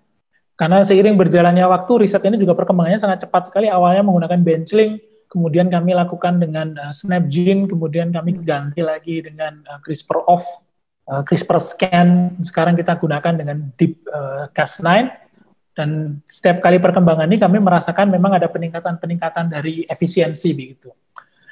Nah, kemudian setelah sgRNA-nya kita pilih, jadi ini kan ada tabel, tabel ini kan ada ratusan sebetulnya, kita tinggal memilih mana yang ingin kita ambil, misalnya kita pilih 5, kita desain 5 sgRNA, lalu kita desain 5 construct. Ini buat dengan software namanya Geneus atau SnapGene, salah satu saja digunakan, itu sangat efisien sekali untuk menciptakan apa yang ingin kita inginkan di dalam plasmid. Jadi misalkan selectable markers-nya selama ini CRISPR-Cas itu banyak menggunakan hygromycin, kita gunakan hygromycin. Vektor backbone-nya sebenarnya ini adalah Cambia 1300 yang kita rubah, kemudian namanya diganti saja. Kemudian bacterial resistance-nya selain hygromycin menggunakan kanamycin, copy number-nya kita tidak tahu itu karena kita tidak pernah melakukan pengujian sebelumnya, apa gen insert-nya dan lain sebagainya, itu bisa kita buat secara synthetic biology. Kalau laboratorium memiliki kemampuan untuk melakukan sintesis, ya silahkan bisa dilakukan sintesis. Kalau tidak bisa menggunakan PCR klasik berulang-ulang seperti RACE atau genome walking, kemudian kita buat plasmidnya, lalu kita uji, atau bisa dengan simple, saat ini banyak juga supplier yang menyediakan jasa synthetic biology, kosongan begitu. Kita berikan sekuen, mereka akan melakukan sintesis karena tinggal dimasukkan ke dalam alat. Nah, ini plasmidnya mudah. Jadi kalau dibayangkan ya Bapak Ibu rekan-rekan semua, CRISPR-nya itu ada di 2 bagian ini saja, tanda kutip. Jadi 2 bagian yang sangat cepat menurut saya. Sangat cepat risetnya karena desain seperti ini hanya membutuhkan maksimal sih seminggu ya. Atau kalau sudah expert sih 1-2 hari juga bisa membuat plasmid. Lalu tinggal dipesan, kemudian tinggal dilakukan pekerjaan selanjutnya. Nah, pekerjaan selanjutnya inilah yang sulit sebetulnya di versi saya. Jadi kenapa sulit? Ini karena limitasi dari CRISPR delivery di tanaman itu adalah saat ini, terutama di problematika kami di kelapa sawit, itu masih menggunakan DNA-based agrobacterium system. Kami mencoba dulu untuk menyempurnakan tekniknya di kalus kelapa sawit, karena kami juga menguasai somatic embryogenesis kelapa sawit, dengan menggunakan gen model yang berasal dari sugarcane atau dari tebu, yaitu P5CS, adalah gen yang terkait dengan sekaman kekeringan. Kami coba waktu itu efisiensinya sekitar 20%, lalu metodenya kami increase, ada penyesuaian-penyesuaian dari protokol. Saat ini kami sanggup untuk melakukan efisiensi agrobacterium transformation itu di atas 50%, bahkan 60% kami pernah dapat. Artinya apa? Artinya kalau kita punya 10 kalus begitu, atau 10 galur kalus, kita bisa melakukan transformasi terhadap 6 diantaranya, 60%. Dan itu pekerjaan yang laborius, karena tiap hari ada teknisi kami dan juga tim peneliti yang ekspertisnya memang di bidang ini, yang melakukan rechecking kalus tiap hari. Seperti ini, misalkan kita ambil yang berwarna putih ini, kita potong, kemudian kita resubculture di media lain, dan kita lakukan itu terus-menerus, supaya kita tidak kehilangan manakala kita memperoleh organisme atau kalus yang sudah teredit dengan CRISPR. Dan ini pekerjaan yang sangat laborius karena memang membutuhkan timeline yang sangat baik. Karena kalau kita miss kalusnya kemudian mati, apa yang kita lakukan di awal-awal tadi itu sia-sia. Jadi begitu. Jadi ini adalah masih menjadi salah satu problematika di kelapa sawit, terutama karena kami bekerja di kelapa sawit terkait dengan DNA-based agrobacterium system. Kenapa? Karena banyak perdebatan. Kalau CRISPR-nya sendiri tidak transgenik, kemudian kalian menggunakan DNA-based agrobacterium yang adalah genik gitu, jadi akan dubitatif sekali. Bagaimana memastikan tanaman nanti produk akhir yang kita peroleh itu bebas dari DNA agro dan lain sebagainya, itu menjadi perdebatan-perdebatan di mana pada tanaman hal ini menjadi salah satu kendala. Sementara pada manusia misalkan kita tidak memiliki kendala ini, tapi manusia akan terbentur oleh permasalahan bioethics di saat nanti akan digunakan atau pada produk akhirnya. Nah, setelah transformasi, mungkin ini adalah salah satu slide yang paling penting. Bagaimana kita bisa mendeteksinya dengan PCR. Sebetulnya dalam metodologi CRISPR itu disarankan menggunakan PCR T7, jadi dia T7 akan mengenali insertion deletion, jadi dia akan memberikan probe signalization, dari situ akan terlihat dari probe signalization atau terjadi pemotongan pada basa keberapa gitu. Namun demikian dengan metode sederhana yang kami kembangkan di laboratorium pun ternyata berhasil. Salah satu caranya adalah dengan kami mencoba create primer berbasis DNA dan primer berbasis RNA. Bedanya apa? Jadi kita harus kembali memahami biologi molekuler, dogma biologi molekuler klasik, bahwasanya genomic DNA itu mengandung segala sesuatu terkait dari fragmen DNA, baik ekson, baik intron, daerah non-translated, maupun daerah promoter. Jadi kalau kita create primer di daerah yang di tengah-tengah begitu, akan flanking atau melewati daerah yang ada ekson dan intronnya. Sementara di RNA tidak ada intron, dia hanya ekson karena dia adalah atau mRNA yang terekspresi gitu. Nah, kita create dua primer secara sederhana, kemudian kami lihat. Contohnya adalah salah satu gen tadi MLP1, itu terlihat di sini, ini DNA, ini MLP primer, ini kontrolnya hygromycin primer. Dari sini terlihat MLP primer untuk kalus 3, 4, 5, 6, 7, 8 itu tidak ada tanda kutip gangguan dari band atau dari pita DNA-nya. Tapi kalau kita lihat kalus yang sama, 3, 4, 5, 6, 7 pada level RNA, kita bisa melihat bahwasanya pada galur nomor 4, galur kalus ya, dan galur kalus nomor 6, kita tidak melihat lagi ekspresi dari atau tidak ada lagi band dari si target primernya. Yang menunjukkan bahwasanya DNA-nya intact, utuh, DNA-nya ada, karena dia mungkin sudah diedit, kemudian di-repair oleh sel, kemudian di RNA-nya dia tidak muncul, artinya gennya bisa terjadi kemungkinan KO. Untuk itu kami ambil dua kalus ini ya, 46, kemudian kami lakukan sequencing. Tapi jangan dibayangkan hanya ada dua kalus, jadi kalus ini kan galur, ada banyak sekali Petri. Kami ambil ratusan dari masing-masing ya, 4 ini kali 100, 6 kali 100, semuanya kami sequencing. kami dapat salah satu contohnya nih seperti ini. Jadi sgRNA-nya yang di tengah, kemudian ini adalah sekuen wild type yang terlihat ada urutan asam amino ya, R, E, G, V, D, I, D, E, A, K, F, R, S, dan seterusnya sampai codon stop. Edited kali, ini ada D, E, F, kemudian R, E, G, V, R, Y, R, R, G, Q, V, bintang. Artinya ada codon stop pada daerah dekat-dekat pemotongan dari sgRNA. Ini adalah PAM di sini. Pemotongannya terjadi di 8 nukleotida upstream dari PAM. Jadi terjadi di daerah situ, kemudian menunjukkan bahwasanya memang untuk yang galur 4 dan 6 ini terjadi problematika ini. Artinya kami membuktikan bahwasanya gennya potensial KO. Oke, tanaman ini saat ini sudah berusia 1 tahun dan 1,5 tahun kalau tidak salah. Dan 1,5 tahun dan nanti mulai Januari 2021 kami coba akan tanam di nursery dan kita coba perlakukan dengan Ganoderma apakah editing kita berhasil memunculkan sifat toleransi terkait Ganoderma. Di sisi lain banyak karena kami juga melakukan konferensi ya secara di nasional maupun internasional, banyak kritiknya adalah apakah Bapak yakin yang Bapak lakukan editing di sini itu sgRNA-nya itu abundant dalam artian apakah betul on targetnya itu lebih banyak. Jadi kita sekarang tahu setelah beberapa tahun bekerja di dunia tanaman terkait CRISPR, kita tahu kita tidak akan pernah bisa mendapatkan 100% on target. Kita akan selalu mendapatkan variasi dari on dan off target. Karena kita bekerja pada level molekul ya, kecil sekali dan pergeseran dari error itu bisa terjadi di 1-2 basis. Ada satu metodologi yang kita sebut dengan GuideSeq, yaitu metodologinya setelah diedit, si kalus yang teredit ini yang sudah dibuktikan begini ini, bahwasanya dia gennya KO, itu bisa dilakukan resequencing RNA. Kita buat transkriptom lagi dari kalus, metodenya namanya GuideSeq, kemudian dicek, misalkan ini ya, contohnya adalah pada sekuen yang rich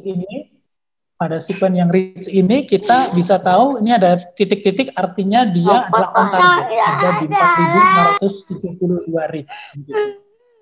Nah, pada penelitian kami lakukan pada RNA sequencing yang kalus yang sudah teredit. Dan kami hanya lakukan coba supaya biayanya tidak membengkak, kita coba arahkan pada beberapa gen saja, yaitu EG SUBA 1, SUBA 2, OX1, OX2, PAT3, PAT1, IMLP2, dan IMLP1. Kita punya beberapa sgRNA ya, 1, 2 hingga 8. Kita bisa melihat di sini bahwasanya sgRNA 1, 2 yang kita pakai di sini, kita menggunakan sgRNA 1 dan 2, itu ditemukan di 904 sekuen dari 100-an kalus.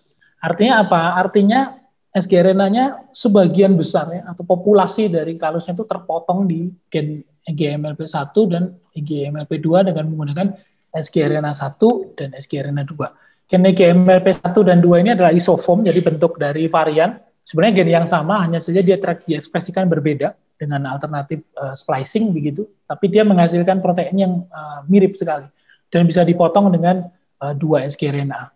Nah, dari sini kita berusaha untuk membuktikan bahwasanya apa yang kita lakukan di sgRNA di sini, kita sebetulnya memperoleh mayoritas dari populasi dari sgRNA yang mengarah kepada on target. Ini adalah fungsi dari mitigasi sgRNA. Bagaimana dengan tanaman lain? Sebetulnya selain kelapa sawit, kita bukan yang pertama sebetulnya di kelapa sawit. Tapi kita sebenarnya tidak yang pertama di dunia tanaman, karena sejak 2012 itu ada blight resistant rice, kemudian ada resistant wheat 2015, kemudian ada high yield waxy corn, ada potato with alter star. Sekarang UK punya non-browning mushroom, jadi funginya atau jamur yang kita makan itu kita masak tidak bisa berwarna atau tidak bisa menjadi brown, tidak bisa mengalami browning karena dihilangkan gen-gen yang terkait dengan pematangan itu, sehingga dia tidak bisa, dan bentuknya sangat bagus sekali dan kita akan tergoda untuk membelinya karena warnanya sangat putih kan gitu.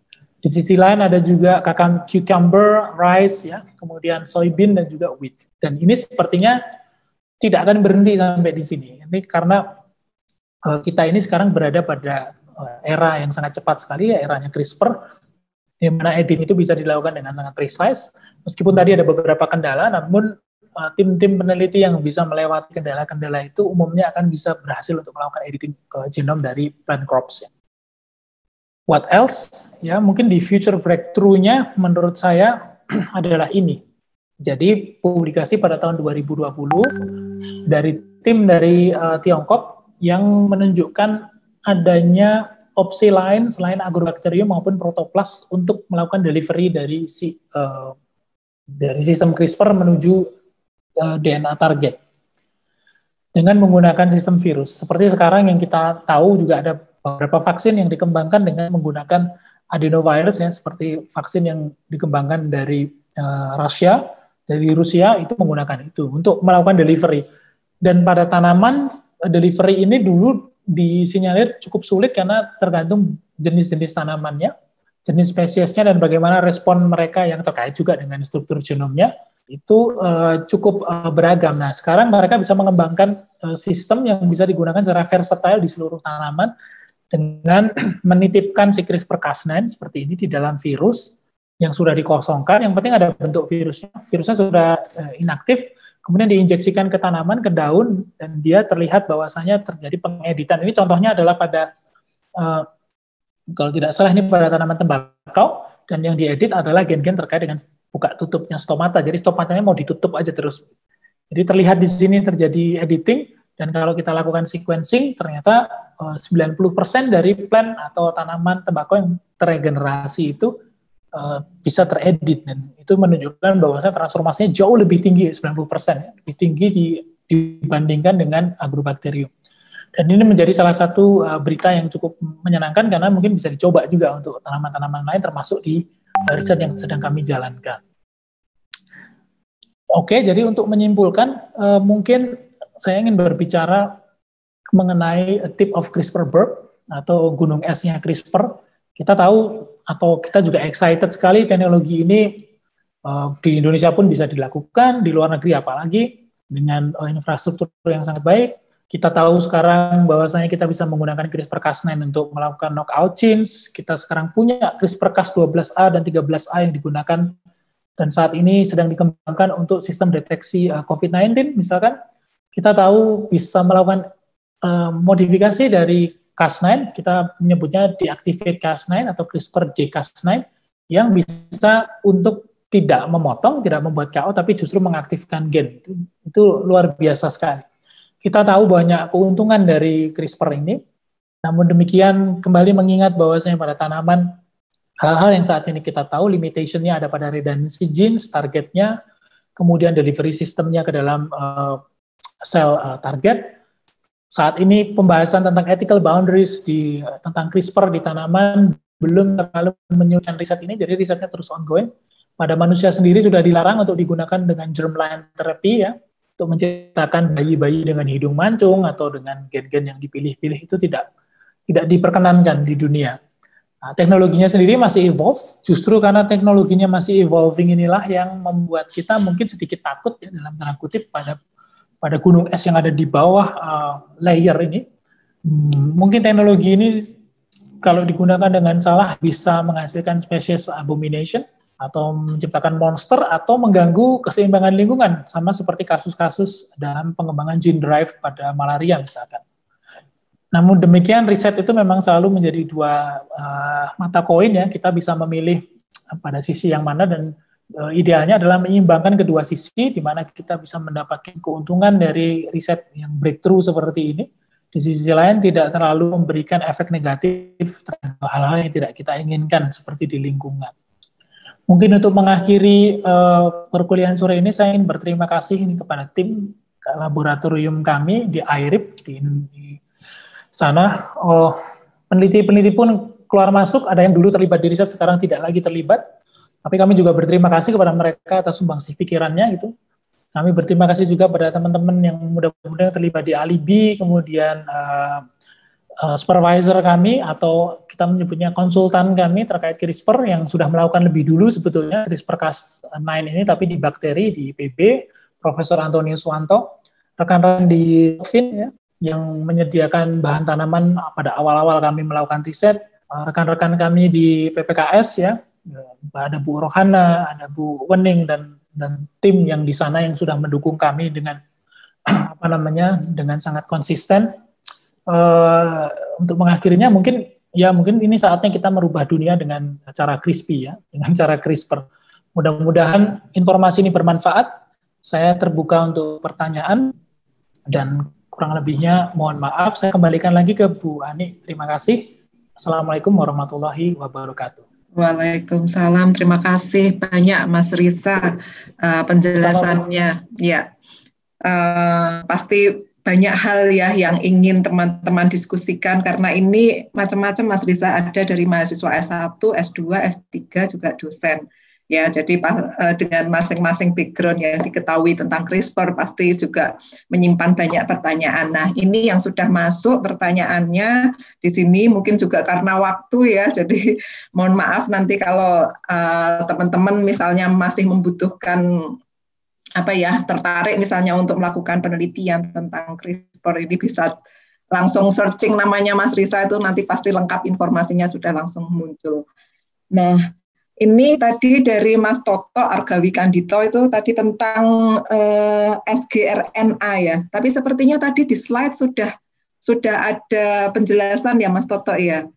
Nanti jadi di sini ditanyakan teknik aplikasi CRISPR guide RNA itu berarti disesuaikan dengan gen targetnya ya. Mohon dijelaskan lebih detail tentang sgRNA. Itu kalau dari Mas Toto. Kemudian dari Bu Widi, mungkin saya bacakan dulu ya Mas Risa. Apakah memungkinkan jika targetnya adalah protein domain deletion atau menghilangkan sekitar 200 asam amino melalui teknologi CRISPR-Cas ini?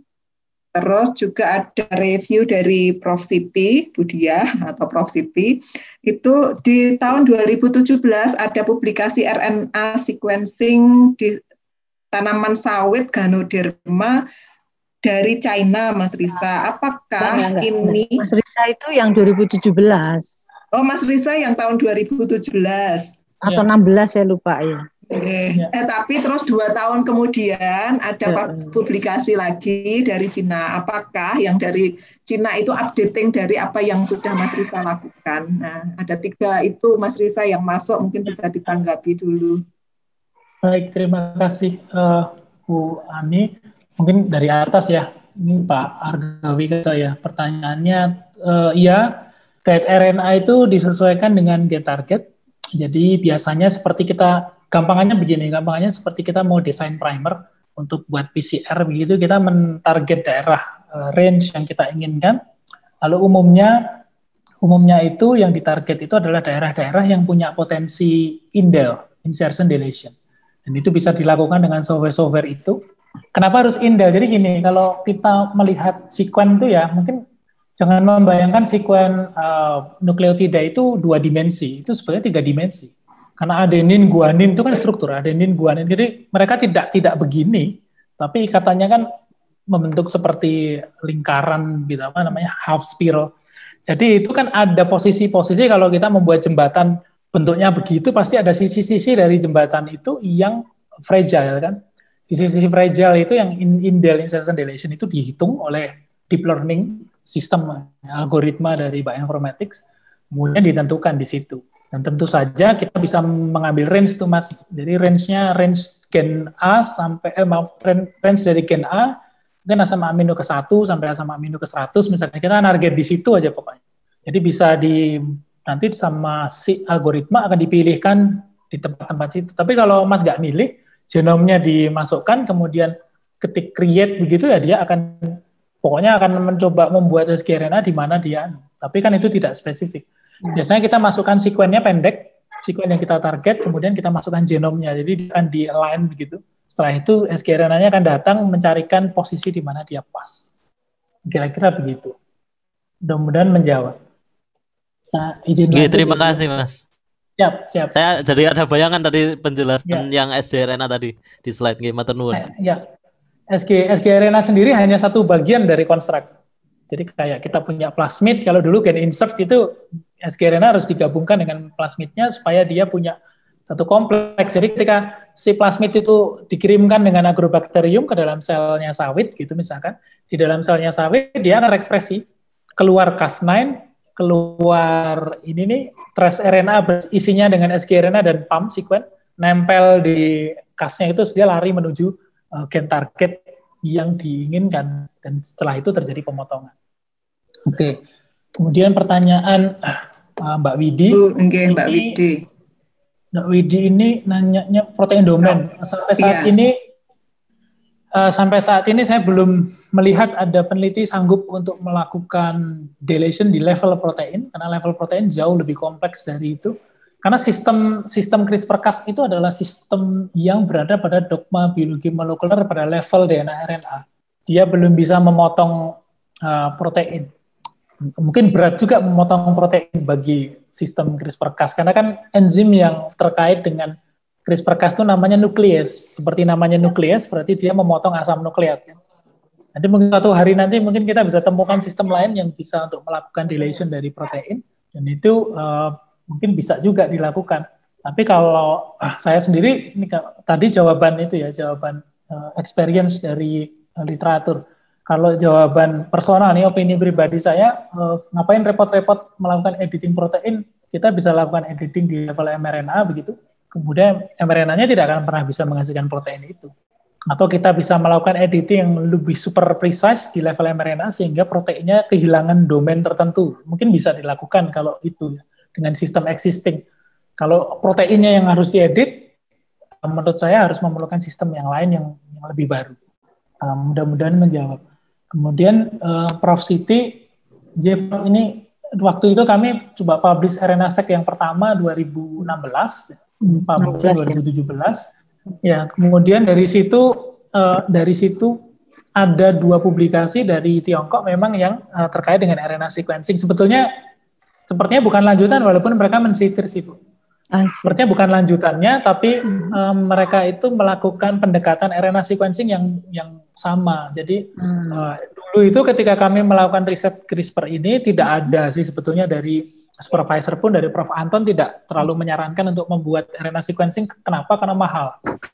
Jujur saja Bu, kalau mau saya sebutkan nilai dari RNA sequencing yang kami lakukan untuk 2 pair itu 64 juta. Kami punya 15 itu. Jadi harus dikumpulin dulu uangnya, itu baru kita lakukan RNA. Ini membuat keterbatasan. Dan ternyata tim dari Tiongkok itu melakukan hal yang sama karena mereka menyadari sebetulnya database RNA sequencing itu tidak hanya berhenti di CRISPR. Jadi kalau nanti kita butuh lagi untuk sistem yang lain, kita tinggal kembali ke database saja. Itu, Bu. Kenapa tidak mau pakai data situ aja gitu kan? Kenapa tidak mau pakai data situ saja? Kurang tahu, padahal terakses lo bisa di-download dengan mudah. Iya, karena kan ada ini ya kan SDN-nya di NCBI ya. Karena publikasi kami pakai menggunakan dana ini Bu, BPDPKS kan itu dana publik. Jadi harus kembalikan ke publik. Iya. Tapi mereka tidak mau juga dong. Mereka malah RNA sequencing sendiri dengan dengan varietas kelapa sawit yang datang dari Malaysia. Dilakukan dia beda. Iya. Bu Dia, kayaknya ada lanjutan pertanyaannya, Bu Dia. Iya. Itu ini karena pakai agrobakterium begitu, jadi termasuk yang SDN3 ya, Mas ya? Berarti GMO ya? SDN3, iya Bu. Berarti masih GMO itu. GMO tidaknya kemarin terakhir di pertemuan di Balit Biogen Bu, tanggal 23 November kami bahas juga ini. Jadi intinya adalah level GMO-nya itu bisa kita hilangkan kalau kita bisa meyakinkan bahwasanya produk akhirnya tidak membawa sisa dari agrobakterium. Iya, ini karena saya juga termasuk anggota KKH-PRG itu. Jadinya Iya, ini kita lagi juga ini gimana ini. Kelihatannya kalau yang SDN3 itu masih harus pakai aturan keamanan hayati, whatever, pakan, pangan, lingkungan begitu. Tapi sebetulnya walaupun itu sebetulnya kan tidak cuma sepotong DNA yang kecil aja kan, bagian saja, bukan satu gen seperti kalau kita GMO kan. Itu kan imajinasi Bu, kutip. Imajinasi apa? Kita berimajinasi bahwasanya agrobakteriumnya stay di dalam sel. Mungkin tidak seperti itu yang terjadi. Kita belum bisa membuktikan sebaliknya. Itu sebabnya itu masuk ke dalam SDN3. Nah, anehnya FDA untuk metode SDN3 ini malah approve. Jadi nggak masalah ya? Gitu. Iya, kan aneh. Tapi kalau pada manusia dipersulit kan gitu. Kalau pada tanaman, mungkin karena di tanaman mungkin logika agak liar saya nih Bu. Jadi kalau di tanaman itu salah dikit Bu, tinggal diinsenerasi aja kan. Bakar ya tanamannya hilang kan sudah. Tidak terjadi. Tapi kalau pada sel manusia kan tidak mungkin, sudah jadi bayi, masa bayinya mau diapakan gitu, tidak mungkin. Jadi memang itu yang menjadi pembeda menurut saya di antara tanaman dengan sel hewan atau manusia. Bagus sekali. Ya. Ini kan juga gimana? Silakan Budi ya. Wah, seru ya Bu ya. Iya, karena kita juga insya Allah nanti ada kerjasama nih Mas untuk kelapa sawit Garuderma nih. Sudah woro-woro nih Pak Arif, Bu Ani nanti bisa involve. Tapi memang saya lagi babat alasnya dulu ini. Babat alasnya dulu. Nanti kalau sudah jadi silahkan itu yang muda-muda ya. Ya seperti itu. Tahun 2017 atau 2018 ya kita juga melakukan RNA sequence tapi untuk interaksi yang lain. Itu pada vektor BPTV itu dengan Mas Alan ini ada nggak Mas Alan ini? Terus berikutnya baru tahun ini ya kita publish itu yang interaksi antara blood disease sama dia hilang ya? Hilang ya? Oh ya udah nggak apa-apa. Iya memang pasti Budia sangat exciting untuk bisa berdiskusi lebih lama lagi dengan Mas Riza. Nanti dilanjut nanti ya Bu ya. Nanti keburu maghrib. Ada pertanyaan? Iya ini ada dari Mas Rizky.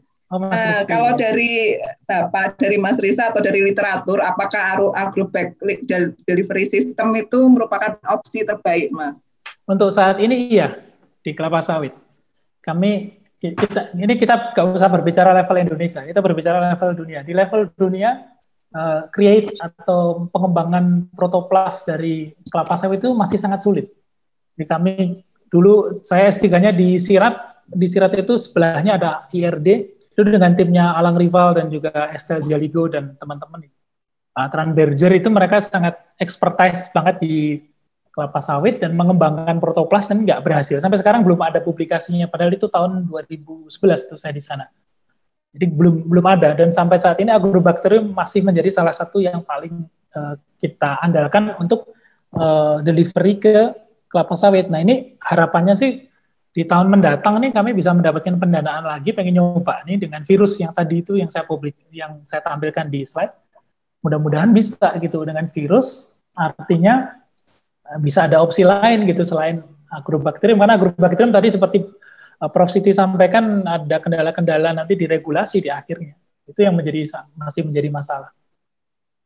Ya Mas Rizky, MPOB sedang mengembangkan protoplas, tapi saya sih sebagai saintis ya, bukan sebagai pesaing gitu, saya berharap mereka berhasil juga. Karena scientifically kalau mereka bisa berhasil, kita juga pasti bisa.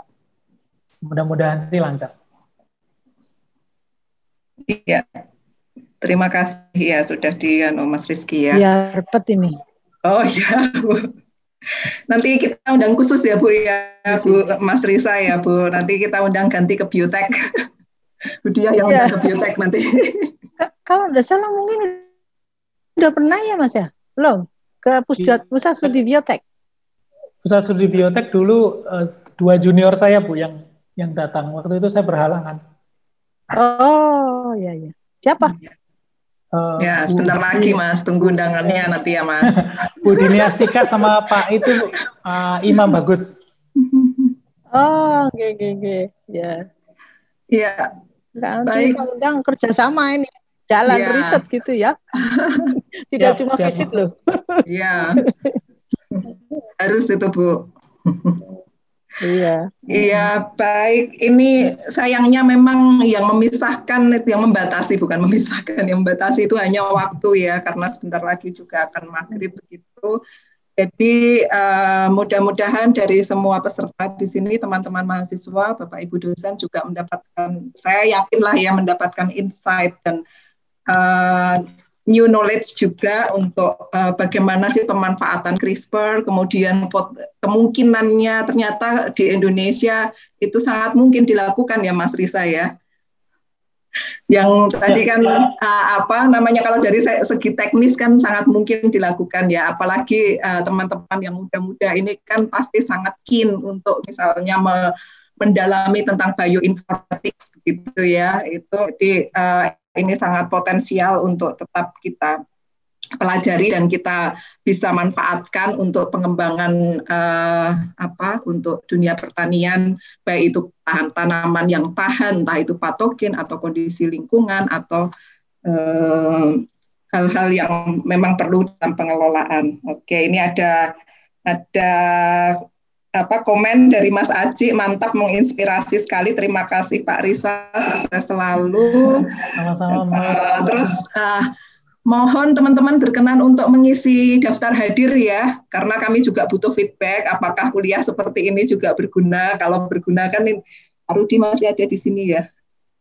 Di Pak Rudi, saya lihat ada Pak Rudi begitu, Pak Wadek akademik untuk saya laporkan juga. Dan saya mohon maaf Mas Risa kalau ternyata memang karena waktu itu tadi kita harus cukupkan sekian dulu ya kuliah dan diskusinya, dan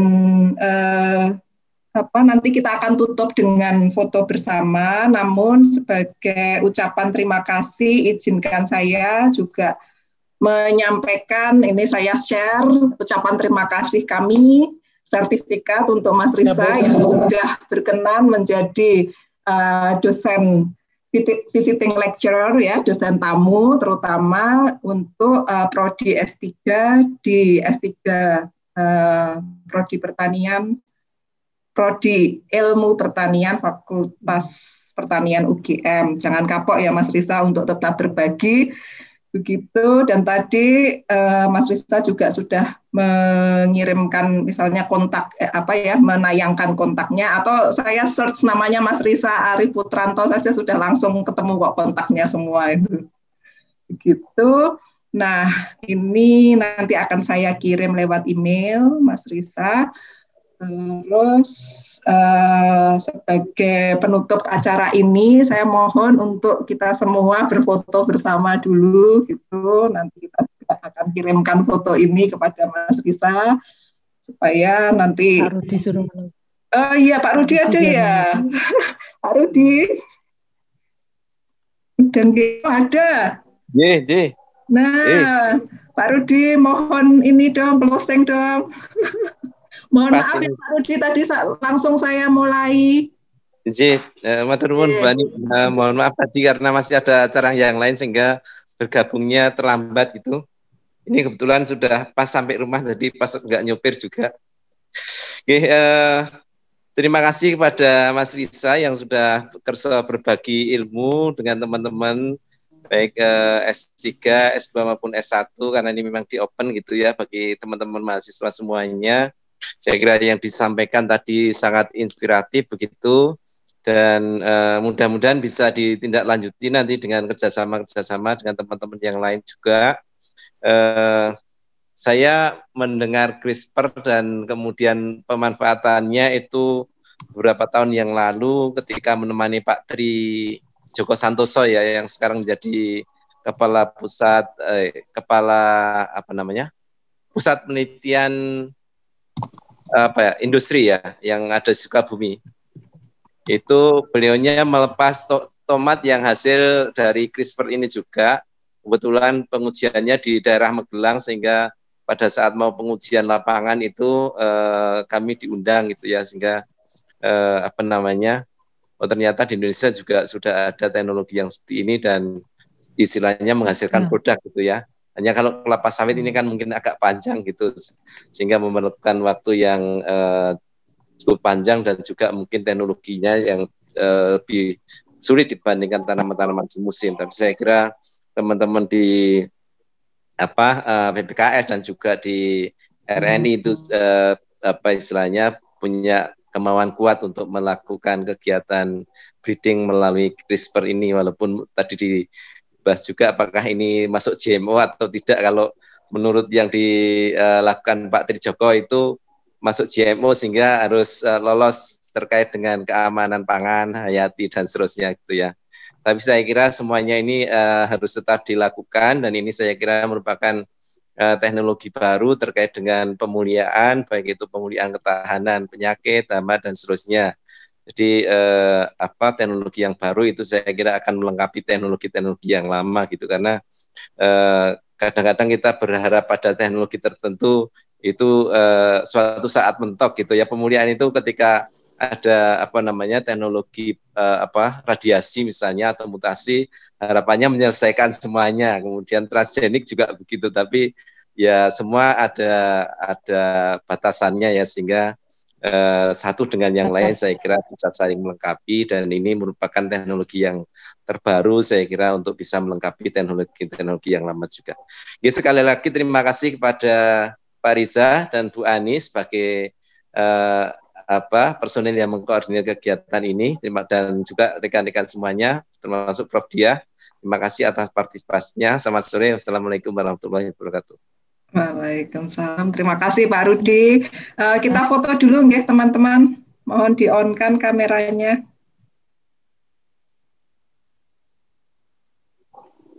Iya. Oke, siap ya. Saya hitung ya. 1, 2, 3. Lagi ya. Oke, 1, 2, 3. Oke, ya sudah, nanti saya kirim. Baik, terima kasih sekali lagi Mas Riza atas kehadirannya, juga semua teman-teman. Semoga apa yang kita pelajari hari ini dapat sungguh-sungguh bermanfaat buat kita semua. Mas Riza, ada yang mau disampaikan kepada kami sebelum kita benar-benar close? Ya, mungkin boleh Bu, satu dua kalimat saja. Okay. Mungkin inilah sebetulnya konsep riset CRISPR itu jauh di atas breakthrough-nya sendiri di riset terkait sawit ini ya, atau terkait tanaman. Nah, intinya adalah mungkin saya pengen mendorong juga, terutama sih yang masih muda Bu, yang masih muda-muda, untuk selalu berimajinasi begitu. Sebenarnya riset ini datang dari imajinasi saya terutama waktu itu, karena di challenge saya sama atasan saya. Dulu di challenge saya pulang dari Prancis, dokter bawa apa? Saya bilang saya bawa ide dah Pak. Bagaimana kalau kita lakukan CRISPR? Jadi hanya dari kalimat itu kita coba, dan ternyata memang jalannya ada pendanaan dan lain sebagainya. Kita bisa selalu cari. Pada tahun pertama kita sulit juga mencari pendanaan, namun demikian setelah kita dapat ya pelan-pelan kita kembangkan. Intinya adalah tetap semangat, tetap berimajinasi, dan juga itu dia kalau memang sudah terjun ke dunia riset ya seperti tadi Bu sampaikan, kalau bagi saya penelitian itu menjadi bagian internal dari diri saya, karena kalau kita passionate di satu bidang itu insya Allah lah hasilnya akan bagus begitu. Itu saja Bu, mudah-mudahan bisa mendorong dan menyemangati. Ya, terima kasih Mas Riza. Saya terinspirasi dari slide terakhir itu ya. Jadi kalau dari saya itu untuk penelitian itu yang harus kita kembangkan adalah tetap kolaborasi ya. Karena misalnya untuk pekerjaan seperti ini saja kan dari sisi pemuliaan juga harus kuat, dari sisi fitopatologi juga harus tahu, dari sisi plant science juga harus paham begitu ya. Dan ya kita tidak bisa bekerja untuk menyelesaikan satu masalah sendiri begitu ya. Terima kasih Bu Dia, terima kasih Pak Rudi, terima kasih ada Pak Arif, Bu Widi, Mas Habib yang sudah menemani, juga teman-teman mahasiswa semuanya. Terima kasih Mas Riza, semoga semuanya sehat selalu. Silakan melanjutkan karya kembali, dan mudah-mudahan kita berjumpa lagi dalam kondisi yang jauh lebih baik dari hari ini. Terima kasih. Mohon izin saya tutup ya. Ya, makasih Mbak Ani. Terima kasih. Oh iya, ada Bu Erlina barang kayaknya tadi ada Bu Erlina. Terima kasih Bu Erlina. Terima kasih juga para alumni yang sudah datang. Ada Mbak Titi, ada. Aku juga undang-undang itu.